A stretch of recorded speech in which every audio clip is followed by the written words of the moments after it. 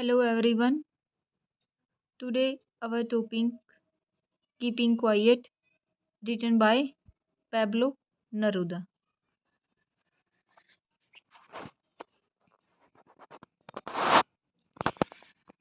इस पोइम में कवि क्या कहता है?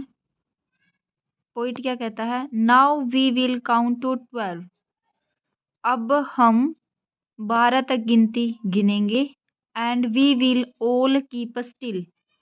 और तब तक हम सब शांत एवं स्थिर रहेंगे. For once on the face of the earth, let's not speak in any language. For once, एक बार के लिए, on the face of the earth, इस धरती पर, let's not speak in any language, हम कोई भाषा नहीं बोलेंगे.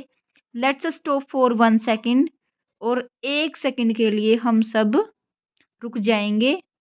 And not move our arm so much, और हम अपने आर्म मतलब अपने बाहें, अपने बाजुओं, अपने हाथों को नहीं हिलाएंगे.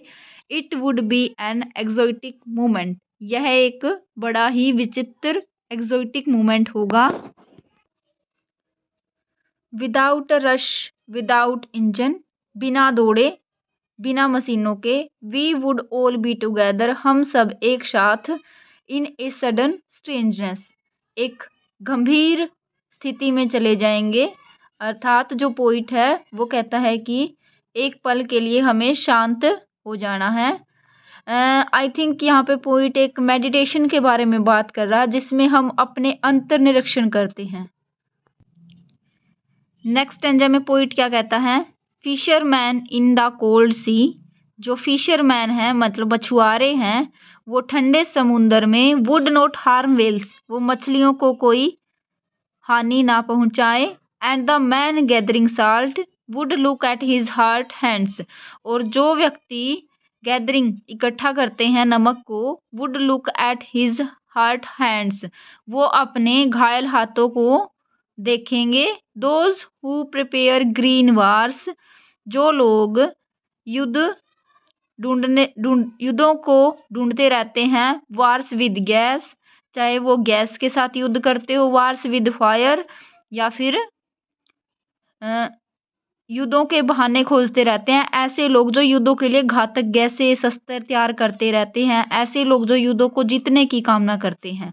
विक्ट्री विद नो सुपीरियर, मतलब जीतना जरूरी नहीं है. Would put on clean clothes, poet क्या कहता है कि आपने किसी के साथ कुछ बुरा नहीं करना, मतलब किसी के साथ मारकाट नहीं करनी है. Would put on clean clothes, और सभी ने साफ सुथरे कपड़े पहनने हैं. And walk about with their brothers, और अपने भाइयों के साथ एक साथ चलना है. अर्थात आप किसी के साथ युद्ध नहीं करेंगे, किसी के साथ लड़ाई नहीं करेंगे, और जो आपके शत्रु है आप उनको भी अपना भाई समझेंगे. इन दी शेड डूइंग नथिंग, आप उन्हीं वृक्षों की छांव में उनके साथ चलेंगे.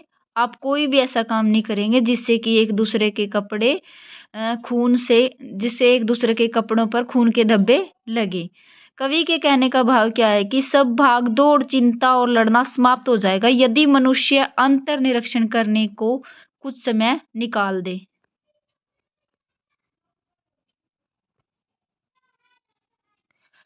What I want should not be confused, हमें यहाँ पर कन्फ्यूज्ड नहीं होना है, हमें कन्फ्यूज्ड नहीं होना चाहिए. With totally inactively life is what it is about, poet यहाँ पर टोटली इनएक्टिविटी करने के लिए नहीं बोल रहा है, मतलब हमें क्रिया करते रहना है. Life is what it is about. I want no truck with death if we were not so single minded about keeping our life moving. अब कवि कहता है जो बात मैं कह रहा हूँ उसका संबंध जीवन से है, मृत्यु से नहीं. पोइट ने ऐसा बोला है कि जो मैं कह रहा हूँ कि आप एक पल के लिए शांत हो जाएं, इसका मतलब ये नहीं है कि आप मर जाएं. इसका मतलब है कि आप क्रिया करते रहें और अपने आप का भी अंतर्निरीक्षण करते रहें. I want no truck with death, इसका मृत्यु से कोई संबंध नहीं है. If we were not so single minded about keeping our life moving, हमें अपने जीवन में क्रिया करते रहना है. and for once could do nothing, perhaps a hush silence। और हमें एक पल के लिए रुककर अपने अंतर्निरीक्षण भी करना है। Might interrupt this sadness of never understanding our self and of threatening our self with death. कवि क्या कहता है कि अगर हमने अपने आप को नहीं समझा and of threatening our self with death, of never understanding our selves मतलब कि हम अपने आप को समझे बगैर हम अपना अंतर्निरीक्षण करेंगे तभी हम अपने आप को समझ पाएंगे। एंड ऑफ थ्रेटनिंग, थ्रेटनिंग होता है चुनौती, अवर सेल्स विद डेथ तो यह हम सबको मृत घोषित कर देंगे। हमें अपने जीवन में जो कार्य है वो दृढ़ निश्चय के साथ करने हैं और पूर्णतः एकाग्रता के साथ करने हैं। पोइट के कहने का यही भाव है। Perhaps the earth can teach us, perhaps शायद the earth can teach us जो पृथ्वी है वो हमें सिखा दे। As when everything seems dead जो सब कुछ हमें मृत दिखाई दे रहा है। And let us prove to be lives तो हम इसको दोबारा जिंदा कर सकते हैं। Now I will count up to 12 and you keep quiet and I will. कवि क्या कहता है कि शीत ऋतु में धरती इतनी शांत और खामोश हो जाती है कि यह मरी हुई प्रतीत होती है, किंतु बाद में बसंत के आने पर यह सिद्ध हो जाता है कि यह मरी नहीं है अपितु जीवित है। इसमें नए रंग और नई सुंदरताएं भर आई होती हैं। इसी प्रकार हम अपना अंतर्निरीक्षण अर्थात मेडिटेशन की थोड़ी सी खामोशी और निष्क्रियता के भाव मनुष्य जीवन की यात्रा को नई ऊर्जा और नए दृष्टिकोण के साथ शुरू कर सकते हैं। कवि क्या कहता है कि थोड़ा सा अंतर्निरीक्षण हमारे युद्ध, हमारी दुश्मनी खत्म करके संसार में शांति, भ्रातृत्व और समरसता ला सकता है। अब हम इस पोइम का एक पैसेज करके देखेंगे। Extract 2 It would be an exotic moment without us, without engines, we would all be together in a sudden strange। पता लग रहा है ना एक्सोटिक मोमेंट कौन सी पोइम से हमारा एक कीपिंग क्वाइट से है।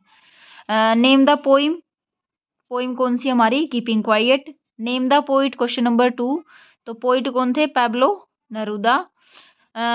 क्वेश्चन नंबर 3 में क्या कहा गया which exotic moment is referred to in this lines. इन लाइन्स में कौन से एक्सोटिक मोमेंट को रेफर्ड किया गया है। यही किया गया है ना कि हम कुछ टाइम के लिए शांत हो जाएं।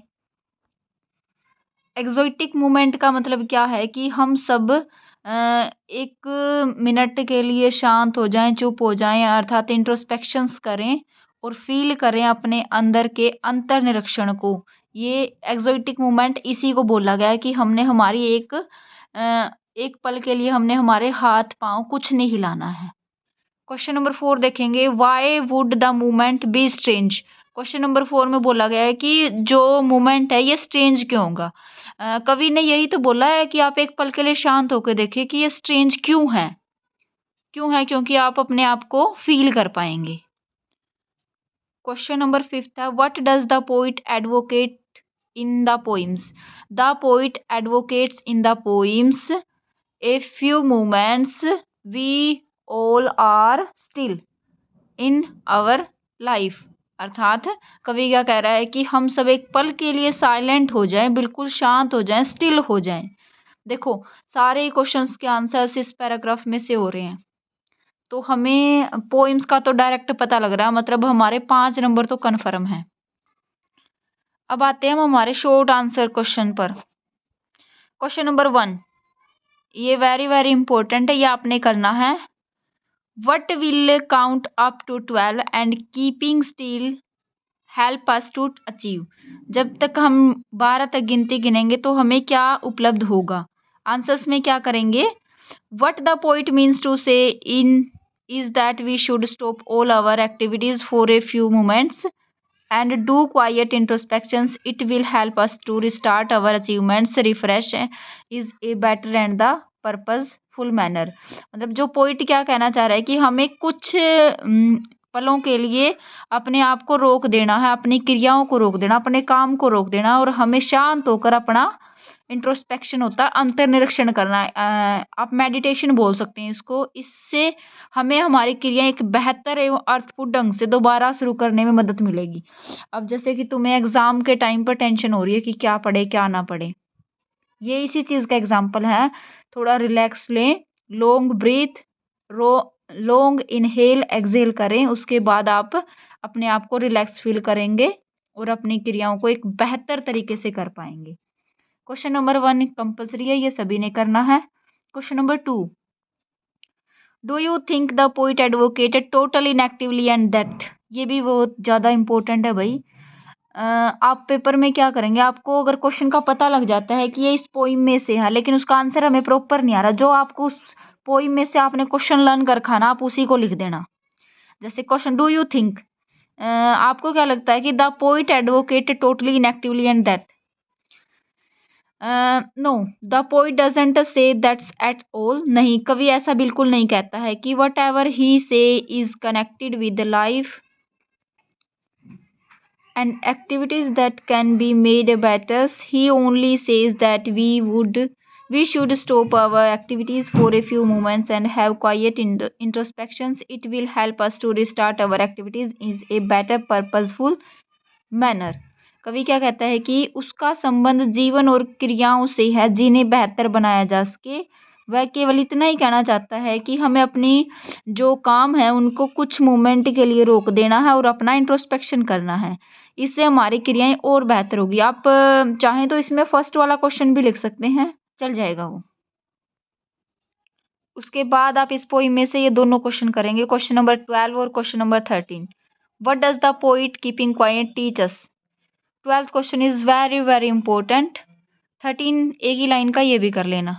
Okay, thank you so much guys, please like share and subscribe.